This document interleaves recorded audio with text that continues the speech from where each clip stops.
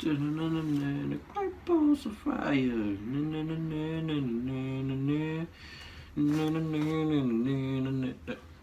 Ah, shit. Hello, hi, I didn't even see you there when I did. I think. Sorry that my hands all messy and stuff, but I just had a shower. Anyway, guys, welcome to the first episode of Wrestling Opinion. In these Wrestling Opinions, we're going to give a yay or a nay to what I think was good and what I think was bad for any shows, including SmackDown, Raw, and any pay-per-views that are on. So let's kick it off with the first episode, the pay-per-view, the Raw exclusive pay-per-view, Extrema Rules. So let's kick it off. Let's go!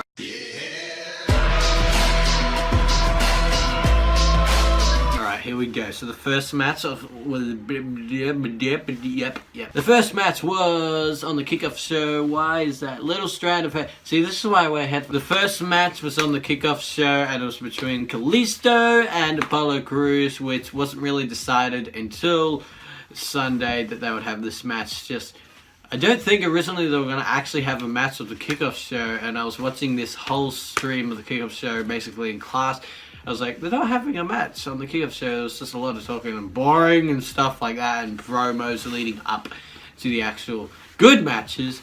But for this one, I'm going to give it an A because it wasn't that exciting at all, and it just went basically back to Raw where Titus O'Neil was just barking at Apollo Cruz, and then Apollo got distracted. Callisto gets the pinfall, wins, and all that stuff. Like, oh, Titus is really angry, but you're the one, Titus, who distracts Apollo. Please stop. It's really annoying. Fuck the Titus spread. So that one gets an instant nay, okay? Second one we're going to move on to is a yay because the Extreme Rules theme song was actually pretty good. And a lot of you actually dissed the Extreme Rules theme song. And by a lot of you, I meant I went and saw... I looked up the Extreme Rules theme song on YouTube, and a lot of you were like, this theme song sucks. But once you actually get it in your head, it's actually a pretty good theme song for Extreme Rules, and especially I thought it matched the last match because like Hellfire, Hell, and it had all the promo and stuff. It was actually a decent theme song. So yay for the theme song. One yay, one nay. Kicking off to the actual show, not the kickoff show. We have the first match, which was really surprising. That's the voice, great. Which was really surprising, I thought, was the Intercontinental Championship match between The Miz and Dean Ambrose. The Miz was the challenger for the Intercontinental Championship, and the stipulation in this match was that if Dean gets disqualified, he was to lose the title, which would crown Miz as the new championship. As the new champion, I mean. And I'm actually going to give this match a yay because it was the match was okay in itself, but like the ending was actually pretty good because it was so suspenseful. It was like, is he going to ring it or is he not? Because like there was 2 disqualifications, and I loved how Maurice got kicked out of the ring, even though because yeah, it was great that Maurice got kicked out of the ring. It's like the ref was like, I saw what you're doing, son. Get out of the ring, okay? That was pretty cool. And then when The Miz knocked Dean Ambrose, you thought, into the ref, and Dean Ambrose hit the ref, and like the ref was like, did you just touch me or something? And like, and you thought the ref at that moment was going to call disqualification, which he actually should have, because that's their purpose, that's the rules. But like, Dean was like, please don't ring it, and he kept getting closer and closer to the bell, and you're like, oh man, he's so going to ring it, isn't he?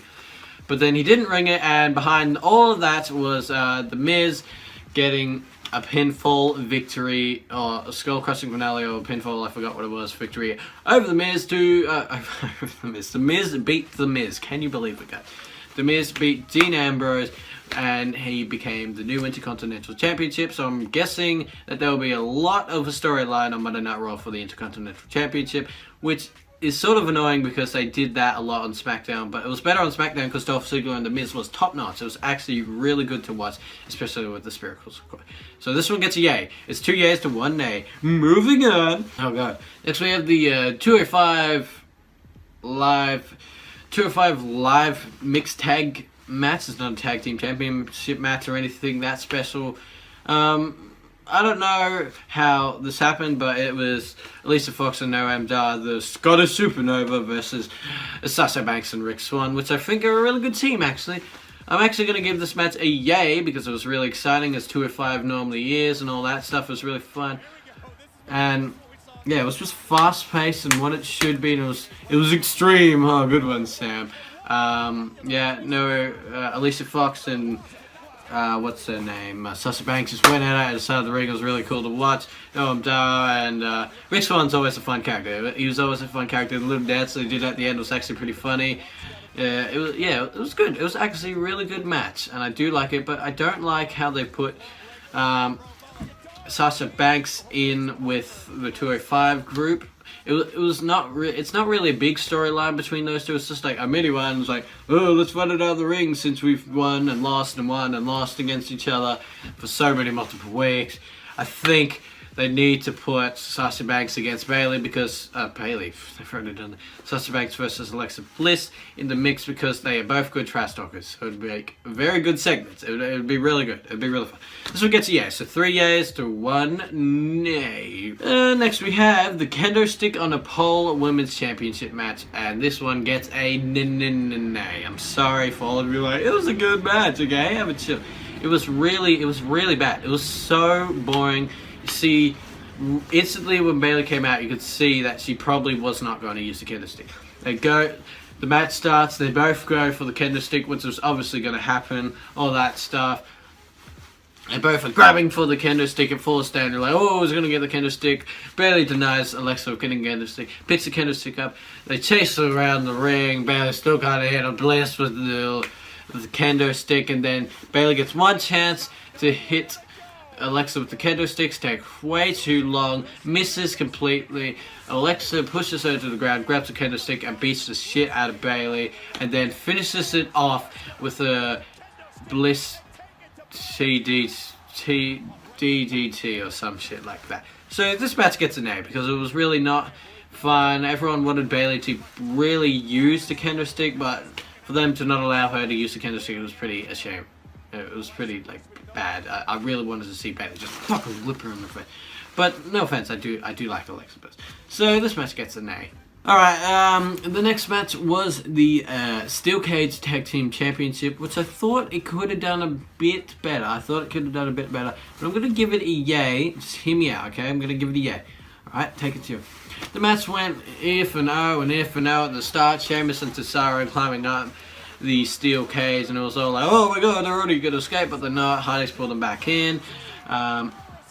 Sheamus and Cesaro again try to escape. Matt Hardy and Jeff Hardy was trying to escape and all that stuff. The door opens, they do a really cool move, and then I can't tell if it was Jeff. I think it was Matt Hardy gets out of the ring, out of the steel cage first, and really needs his brother to get in. But the two, Sheamus and Cesaro, grab him down and start beating the shit out of Jeff. I'm not sure if it's Jeff. It could be Matt. I'm confused already. So yeah, they start beating the hell out of Jeff or Matt, and it's really cool. They do the senton off the top rope, and then the best bit of this is why I'm probably giving the yay, was on the steel cage, the jump off from Jeff or Matt Hardy. That was amazing. And then the ending was again suspenseful, and I'm like, you're probably just like, Sam, stop talking about how the endings were suspenseful. But it's good, because normally matches just like, oh yeah, that just happened. But this was good. They were both raising out of the rest. You're like, who's going to actually get there first? It's probably going to be Sheamus and Cesaro. Wait, but no, Matt Hardy. The door's open there. What's the advantage? But Sheamus and Cesaro can just jump. And then Sheamus and Cesaro just by the fingertip, because Matt or someone of the Hardys actually touched the outside with their finger, but I don't think that counts. I think both feet have to touch the ground, which is the rule, which Cesaro and Sheamus did, and they became the new tag team championship. So this was gets a yay, but it could have been a lot more better inside of a steel cage, because including Matt and Jeff Hardy, they go extreme, and it's that extreme also. I thought it was going to be a tad more extreme than it was, but you know, it was okay. Moving on to the actual second last match, which I'm surprised. They're starting to move the 205 agenda up. So in this match we had a submission match only between Neville and Austin Aries, and it was packed to the rafters, the match, and I'm giving it a yay. I'm giving it a yay. Because it was actually probably the most extreme match after all of the other ones that we just saw. It went outside the ring. All the submissions were great and stuff, and especially the submission, Aries holding on to Neville and then going outside. They roll outside the ring, and Aries just somehow pulls him out and stuff like that. Aries throwing Neville into the barricade was pretty fun and all that stuff. And then the finish was actually awesome. It was Neville did a red arrow to the back, I'm pretty sure the injured back of Austin Aries, and that was just amazing. So this match gets a big old yay, which I'm happy, because 205 Live is not really too hyped at the moment, so I'm happy that they put it in second last, and it was great. It was really good. So everyone gets a yay. 5-2. Alright, last match of the night was obviously going to be the match of the night. The Fatal 5-Way between Finn, Seth, Roman, Bray, and Joe. Oh, God, first try. And this one gets a yay. Absolutely yay, hey, Merry Christmas. Besides the bits where Samoa Joe and Bray Wyatt were just beating up Finn Balor, which was fine. I get it, and they have to put in some time, Just beat up Finn Balor, because why not? We picked up the steel stairs, that was great, and I even said to my friends, someone's going to pick up steel stairs and start checking them around and stuff, and they did. And yeah, it was pretty fun. It was pretty good. And the double spear from Roman that was amazing. The double spear from Roman to Joe and Balor was sensational. Right through the announce desk, or the time area, or whatever you call it. That was amazing. And then after that, just to keep the action packed, Rollins does this the frog splash onto the announce table, smash announce table again. You can see his knee land badly on the outside of the table though, legit, it actually landed. I don't think it was meant to happen like that. He hits Wyatt through the table, oh shit, that was amazing. And then the steel chair gets pulled out, and they start doing sentons on the chair. That Balor just beats the shit out of Joe and stuff with the steel chair, and Balor just goes insane and stuff. And then a drive-by and all that. Oh, it was so crazy. And then the deny of a drive-by, Samoa Joe was just so hype, and they all wanted the match. And then it came to Finn Balor doing the Kikita clutch. So no, that's the wrong one. He came to doing the coup de grace on Roman Reigns, and yes, Finn's gonna win. And then out of the surprise, WD chucked in a surprise, and no, screw that. Here comes Samoa Joe with the Kikita clutch over Finn Balor, and guess what? Finn Balor passes out, and Samoa Joe, the surprise, everyone was going to be it's either going to be Finn or Rollins, and the surprise shocked everyone. It was Samoa Joe. Kikita clutched. The disqualification, the submission was there, and Samoa Joe is going to be versing Brock Lesnar at the pay-per-view Great Balls. The pay-per-view Great Balls of Fire. So well done, Samoa, and well done every competitor in that match. It was really good. So thank you guys for watching. Thank you guys so much for watching Wrestling Opinion number 1. The A's win this week, 6-2. I'll be making sure.